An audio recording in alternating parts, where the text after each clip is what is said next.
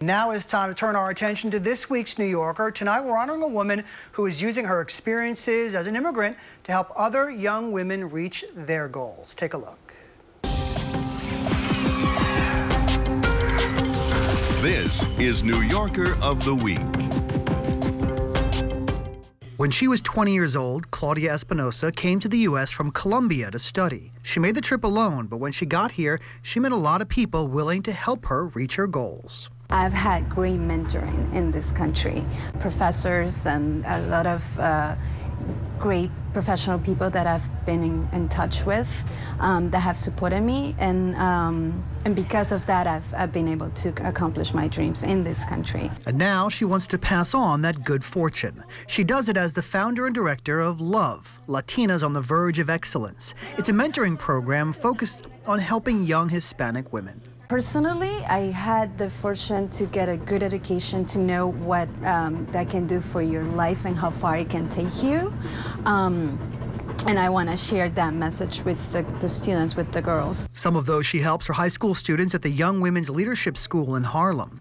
There, college-aged volunteer mentors lead weekly sessions to teach study skills, time management, and tips on preparing for college. What would be the best way to organize your daily activities? Like Claudia, the mentors in the group had plenty of help when they were girls and just want to spread the love. I've definitely had older students, family, friends that have taught me those study skills over time. It's beneficial to have that sort of presence in your life, and I hope to be in that role now. Until I'm a senior, which is next year, I'm going to always be a part of this program because I think it's impacted me in a great way because I'm really kind of shy, so it's easier being able to talk to an NYU student and get the insight of what it is to be in college and to one day be in their shoes and talk to kids in younger grades. And so, for enabling young women to pass on their love of learning, one student at a time, Claudia Espinosa is our New Yorker of the Week. And joining us now in studio is our New Yorker of the Week, Claudia Espinosa. Thanks so much for coming in. Thank you, John, for having me. Yeah, well, tell me about your story. When you first came to New York City, what sort of challenges did you face? Were there services available to help you out? Absolutely. The first challenge I had was for me was to actually get to a level of the English language, and the resources there for me were to be able to take classes at CUNY. Actually, I went to Queens College for 2 years to try to get to that level so I could continue my studies here in the U.S. So the first thing was learn English, learn it well enough where you feel comfortable to go into other situations and excel. Who helped you along the way? First, go back to Queens College. I can say that it was personally my own research. It started by going to a local institute, trying to do ESL courses, and then slowly trying to get to a place where I felt it was a little bit more solid in terms of education. So that's how I got to go to CUNY, and then from there I learned more about CUNY, continue my studies, so basically that's how it happened. And what did these folks teach you when you went to look for a mentor? Because at some point you decided to give back. At some point you said, I'm taking this information from people, I'm getting help from people, and I want to do the same for others. How did you reach that decision? Well, it happened during a job opportunity that I had, and during this position I had the opportunity, and also I was facing the challenges that young Latinas were having, not only here in New York but nationwide, and that opportunity was the one that triggered my desire to help other young girls in New York. So tell us about this program.